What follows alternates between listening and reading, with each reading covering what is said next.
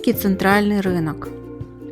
Он, как пожилой родственник, все повидал, всех пережил, немножко пахнет колбасой и немного ностальгией. Рожден из ангаров для дирижаблей, впитал запахи копченой рыбы и свежей зелени, лихих перемен и больших надежд. Здесь продавали все, от поросят и селедки до паленых духов, от яблок и картофеля до антиквариата. Тут торговали за латы, за рубли и даже по бартеру. Здесь кричали, ругались, воровали, жевали пирожки и обсуждали политику, иногда одновременно.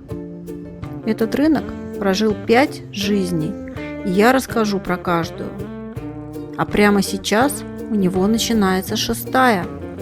Хотите узнать все в подробностях? Смотрите дальше. –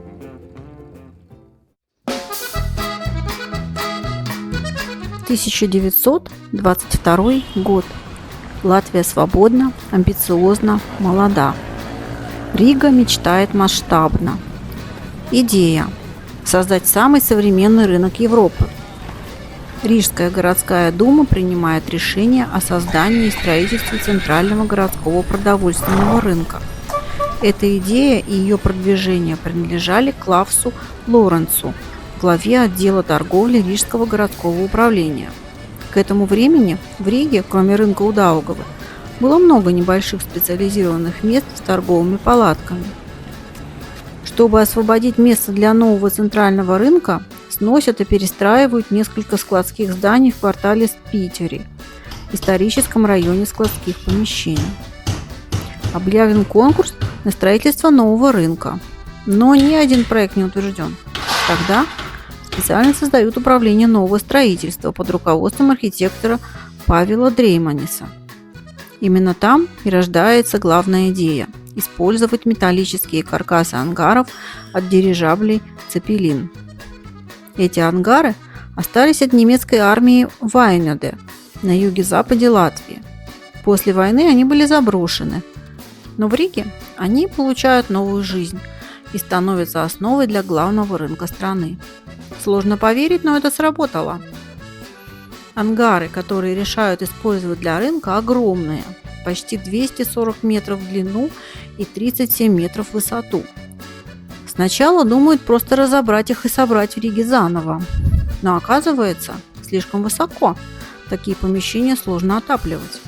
Поэтому оставляют только сводчатую верхнюю часть и встраивают ее в новые павильоны, как ферма. Это позволяет перекрыть огромные пространства без колонн, а стены уже строят по-новому, из кирпича и бетона. Проект рынка амбициозный – 5 павильонов. Самый большой – 5000 квадратных метров, под мясо и оптовую торговлю. 4 других – почти 2600 квадратных метров каждый, под молочные продукты, гастрономию, свежие овощи и фрукты и рыбу.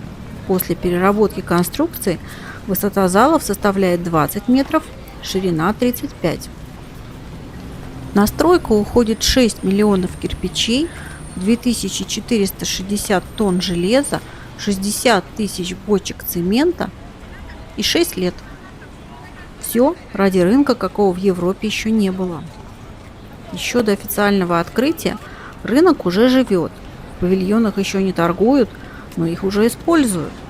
Просторные ангары – отличная площадка для экспозиций. Других таких в Риге просто нет. В 1929 году здесь проходит юбилейная 10-я выставка латвийских школ. Весной 1930-го в 2 павильонах разворачивают 3-ю международную автомобильную выставку-ярмарку. Чуть позже – охотничья выставка. А еще политические митинги, собрания социал-демократов, заседания рабочих фракций. Павильоны еще не видели мяса и рыбы, но уже были полны людей, речи, шума и планов. Осень 1930 года. Все готово. 1 ноября – торжественное открытие, на котором присутствует вся правящая элита Латвии. Президент, председатель Сейма, министры. Вот тут на фото из газеты «Сегодня» городской голова Кревинш, главный архитектор Дрейманис и строитель рынка инженер Исаев. А поэт-сатирик, фельетонист, журналист Клопотовский Даже сочинил рыночную оду, которую публиковали в газете «Сегодня». Приведу фрагмент. Какой простор, какие сдвиги, какой волнующий венец! Из топи блат для чрева Риги воздвигнут царственный дворец. Отставлены ларьки и будки, базара на брегу Двины. В 20 веке и желудки комфорт и свет иметь должны. Довольно будок и корзинок, не оскорбят их ведь нас впредь. Отныне пышный крытый рынок нам с вами суждено иметь. Пускай с купцов взимают цены дороже прежних во 100 крат. И пусть во славу гигиены дороже станет карбонат. Милы мне с рынка павильоны и их массивная краса, где под железом и бетоном свинина, рыба, колбаса и хлеба пышные монбланы отныне будут возлежать и к нам в дома и рестораны в культурном виде попадать. 2 ноября центральный рынок освещает лютеранский священник, и он официально начинает работу. Новый рынок суперсовременный по меркам 30-х. Везде электричество, центральное отопление, большие морозилки, даже грузовые лифты в каждом павильоне. Паровое отопление работает аж до 1986 года, пока рынок не подключают к городской системе. Под землей целый логистический мир. Тоннели, склады, холодильники. Все связано переходами с каналом и железной дорогой. Товары доставляют прямо с барж или вагонов. Быстро и удобно. Все было новым. Стекло, бетон, вентиляция. Все продумано до мелочей. Павильоны по категориям, отдельные входы, санитарные нормы. Чистота, порядок, гордость. Новый рынок – гигант. Он в 3 раза больше старого, который шумел на берегу Даугавы почти 500 лет. Здесь не только павильоны, но и подвалы, склады, конторы. Торговцам продают в среднем по 4 квадрата за немалые деньги. До 165 латов за метр. За эти деньги тогда можно было оплатить аренду жилья на несколько месяцев вперед или внести значительный вклад в покупку недвижимости. Но не всем новый рынок по карману. В других районах квадратный метр коммерческой недвижимости стоит всего 20 латов. На Видимском рынке 80, а тут 165 за метр. Мелкие торговцы не тянут аренду. Дорого стоят и склады, и холодильники. Цены на продукты растут. Торговать здесь престижно, но накладно. И продавцам, и покупателям. Чтобы сделать рынок доступнее для сельских торговцев, рядом организуют открытую площадку на 170 повозок под навесом. С 1938 года рядом появляется и конюшня. Но покупатели сюда шли. Шли сюда не только за покупками. Это было как окно в будущее, как доказательство. Мы можем. В 1936 году центральный рынок Риги кипел жизнью. Рижанам доставили почти 200 тысяч литров свежего молока, сотни тонн сливок, творога, хлеба, муки, круп, тысячи тонн овощей и фруктов. За год продали 87 тысяч свиней, 137 тысяч телят, миллионы яиц и тысячи тонн рыбы. Даже цветов более полумиллиона в горшках и букетах, чтобы украсить дома.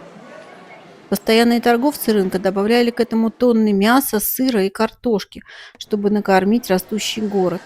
И все это не считая мелочей. Только основные цифры, чтобы представить, сколько сил уходило на то, чтобы накормить Ригу. В 30-х рынок – настоящая достопримечательность. Туристы идут толпами, пробуют, дегустируют, удивляются ценам. Немцы и англичане хвалят местное масло и бекон. А рыбный павильон вообще хит. Там стоят огромные аквариумы, где плавают живые щуки, семги и карпы. Центральный рынок становится не просто рынком, а символом. Его даже называют одним из самых величественных торговых зданий Европы. Советы в 1940-м рынок почти не трогают, но с приходом немцев все меняется. Крестьяне не могут свободно продавать. Урожай идет в Германию или на нужды армии. Продукты по карточкам. Павильоны пустеют. Уже не рынок, а тень от него. Но именно тогда начинаются первые серьезные ремонты. Крыши, окна, стены. Рынок начинает превращаться в военный объект. 2 павильона у Даугавы под ремонт моторов. За забором склад дров для Адам Опель. Планируют бараки, но стройку останавливает возвращение советской власти в 1944 году. Еще немного, и рынок стал бы заводом. После войны рынок возвращает себе торговлю. В 1949 его переименовывают в Центральный колхозный рынок, лучший в СССР по версии советской печати. Интересный факт. В 1952 году городское управление закрыло молочный павильон и выгнало всех торговцев. Продолжительное время здесь готовили 15-метровый памятник Сталину. Уже был полностью готов гипсовый макет и шли все приготовления, чтобы отливать из бронзы саму статую. Но неожиданно Сталин умер. Проект свернули, а гипсовую копию вождя распилили и вывезли. Вот карта 1954 года, на которой еще есть указание места установки. А вот и проект самого памятника. В 1965 году примерно на этом месте установили памятник латышскому поэту Янису Райнису. Уже в 1961 году центральный рынок работает с тем же размахом, что и до войны. За год продают 200 тысяч тонн мяса, 7 миллионов яиц, почти 10 тысяч тонн картошки и овощей, 1000 тонн рыбы. Каждый день сюда приходят от 50 до 70 тысяч человек. В выходные перед праздниками все 100 тысяч, почти как в 30-х. С той только разницей, что население Риги выросло с тех пор почти в 2 раза. Во времена дефицита и хамящих продавцов в советских магазинах этот рынок остается настоящим раем для покупателей, с прилавками, полными вкусной и качественной продукции и приветливыми торговцами. Хотя в советское время все латвийские рынки стали колхозными, при этом сохранилась возможность для торговли продукцией с приусадебных участков. И в середине 70-х из почти 900 торговых мест только 62 занимали колхозы. 144 точки принадлежали государственным организациям и продавали промтовары. Остальное занимали единоличники со своей морковкой, вареньем и курицей. Колхозы же стояли в очереди. Аж 21 хозяйство ждало, когда им выделят хоть один прилавок.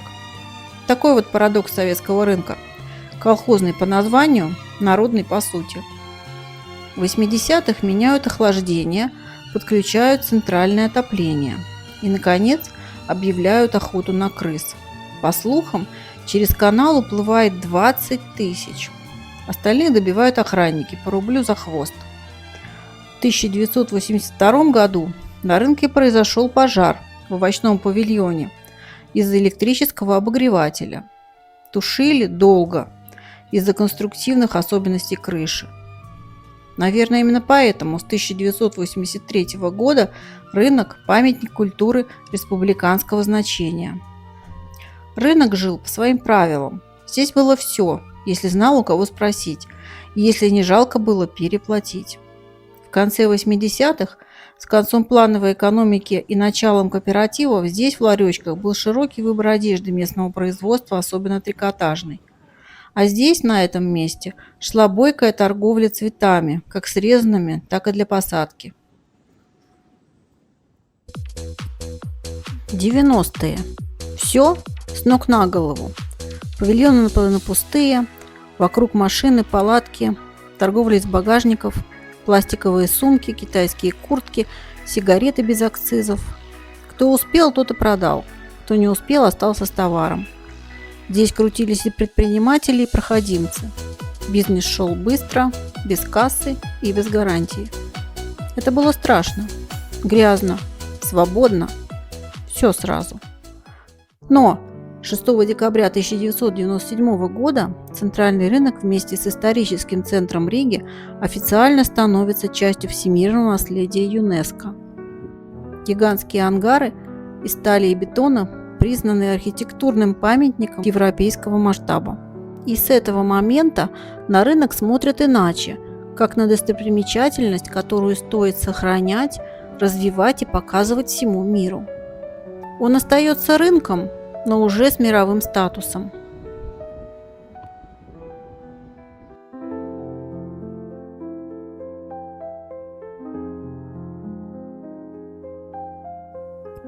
В начале 2000-х чего только не происходило в павильонах рынка. Играли в баскетбол, делали съемки для итальянского журнала Vogue, играли свадьбы, слушали симфонический оркестр, устраивали дискотеки. И одевалось большинство рижан тоже здесь, ведь новомодные молы были для богатых, а марки масс-маркета вроде H&M или Zara еще не были глобальными. Вот тут, где сейчас пустота и разруха, находился огромный вещевой рынок, и в красных амбарах тоже были торговые центры. Кстати, часть торговцев до сих пор успешно торгует промышленными товарами на открытом воздухе и в красных амбарах, и встретить здесь можно все, что угодно, от женского белья и хозтоваров до свечек и даже янтаря. Сегодня рынок снова живет, но уже по-другому. Тут соседствует бабушка с грибами и фермер со свининой. Здесь крафтовое пиво и узбекские лепешки, испанский хамон и халяльное мясо, рижский самогон с закуской напротив и турецкие сладости. Смешно, странно, но по-своему уютно. Сегодня рижский центральный рынок в будние дни принимает около 30 тысяч посетителей, а в выходные все 50. Но не все приходят сюда с авоськами. Для туристов это популярная достопримечательность. Рынок, которому почти 100 лет. Они с удовольствием приходят сюда с гидами и самостоятельно. Некоторые просто пробуют деликатесы и покупают сувениры. Они тоже здесь продаются. А другие угощаются местным пивом и закусками на фудкорте. А местные? Кто-то пьет квас у входа на рынок, предвкушая приятные покупки, а кто-то ищет самую вкусную клубнику или то самое варенье от бабушки. В рыбном павильоне и сейчас самый широкий выбор морепродуктов и рыбы по всей Латвии. Свежая,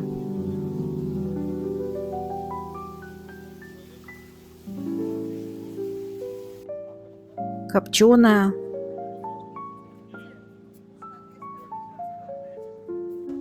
соленая, вяленая. И всегда есть покупатели. В мясном большой выбор всевозможного мяса. Свежего и готового. Все аккуратно разделано и разложено. А еще вкуснейшие молочные продукты. Знаменитый рижский хлеб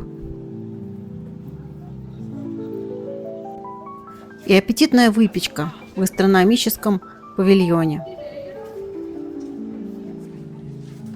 Здесь по-прежнему можно купить и букет на любой кошелек и вкус, и цветочную рассаду для балкона или сада, и дешевле, чем в магазинах.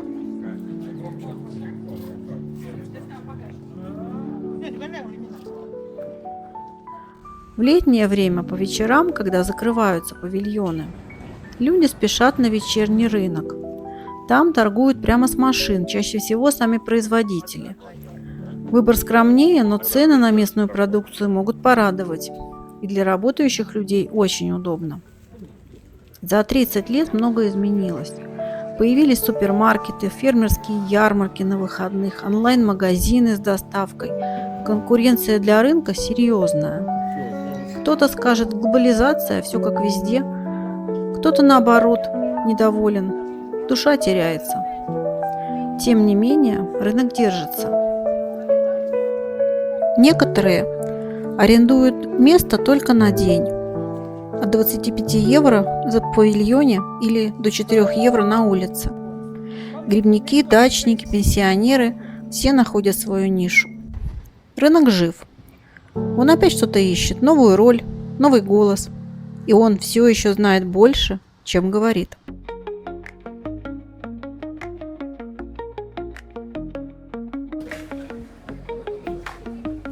У центрального рынка есть план на ближайшие 10 лет.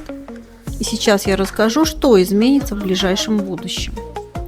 Разработкой новой концепции занималась команда архитекторов, городских стратегов и предпринимателей. Цель – переосмыслить рынок и его окрестности. обновить павильоны, дать им новые функции и сделать территорию более удобной и интересной для горожан и гостей. Сегодня Рижский центральный рынок – это 5 больших павильонов. 4 из них соединены между собой, а 5-й мясной павильон стоит отдельно. Вот так выглядит старый план рынка. А вот новая концепция развития территорий. В будущем структура павильонов будет такой. Мясной переедет в 1-й. Гастрономический 2-й станет фудкортом. Кафе, бистро, гастробары, закусочные. 3-й оставят за молочкой, хлебом и деликатесами. А рыбный продолжит пахнуть рыбой и зеленью, как и раньше. А мясной павильон станет совсем другим. Его преобразуют в культурный центр с выставками, мероприятиями и современным пространством для отдыха. Именно он должен стать новой точкой притяжения, которая объединит торговлю, культуру и городскую жизнь. Открытое пространство рынка также будет разделено на несколько площадей – центральную, рыночную, Недю, а также площадь Беньямина. Еще одно направление обновлений – квартал Красные амбары. Исторические улицы Спитерю и Пуполу сохранят торговый характер, но павильоны вдоль них будут обновлены. Верхние этажи зданий переоборудуют под офисы, а на улицах появится зелень, кафе с террасами, детские площадки, велопарковки, стильные фонари и лавочки. Район станет живым, уютным и полностью пешеходным. Территорию бывшего рынка промышленных товаров планируется отдать под парковку и ночной рынок фермеров. Если вы хотите увидеть проект со всеми подробностями, то перейдите по ссылке, которую я оставлю в описании к этому ролику. Прямо сейчас рынок меняется. Закрыли 2 павильона, и там уже идет ремонт. Проект рассчитан на 10 лет и будет реализовываться поэтапно, что позволит постепенно воплотить все запланированные изменения. Но главный вопрос, конечно, хватит ли финансов? Рижский рынок прожил 5 жизней, и его ждет 6-я. Вот еще один фрагмент из рыночной оды, где автор обращается уже к потомкам, то есть к нам, и смотрите, каким он видит будущее. Но ты – сын новых поколений и житель будущих времен. Ты осмеешь и рижский гений, и все железо, и бетон, и наш роскошный стиль базарный тебе покажется смешон, как стиль эпохи легендарной. Затем, что через 40 лет ты будешь получать обед из витаминов и калорий, из городских лабораторий, и наш роскошнейший базар, музею предоставив в дар, питаться будешь ты таблеткой, и по обычаю тех лет с собой в карманчике жилетки носить и ужин, и обед. Не жаль тебя, грядущий кто-то, ты проживешь жизнь без красы, без карбонада антрикота, без ветчины и колбасы. Ни глаза твоего, ни слуха, ни даже твоего лица не оживит урчанием брюха простор обжорного дворца. К счастью, этот прогноз не сбылся.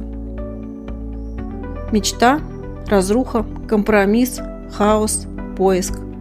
Каким будет перерождение? Посмотрим. А вы, что думаете о настоящем и будущем Рижского центрального рынка? Спасибо за просмотр, лайк и вашу подписку. До новых встреч!